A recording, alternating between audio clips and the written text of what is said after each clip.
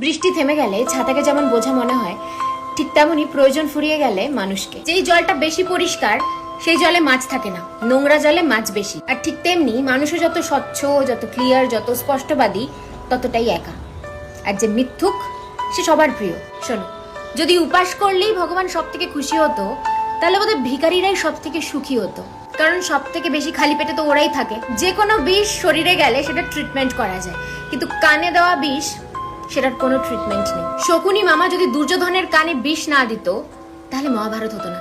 আর যদি কুজি মন্থরা কৈকেয়ীর কান না ভরতো, তাহলে শ্রী রামচন্দ্রকে 14 বছরের বনবাসেও যেতে হতো না। ইন্টারেস্টিং না? একটা জলের ফোঁটা যদি কাদায় পড়ে সেটা কাদা হয়ে যায়, আর সেই জলের ফোঁটাটাই যদি গঙ্গা জলের মধ্যে পড়ে তাহলে সেটা গঙ্গা জল। জলটা তো একই, বাট পরিবেশটা ইম্পর্টেন্ট, যে তুমি কখন কার সাথে মিশছো। দেখতে তো দুজনেই কালো, কিন্তু আওয়াজ বের করলে বোঝা যায় যে কে কাক আর কে কোয়েল। ঠিক সেরকমই মানুষের সব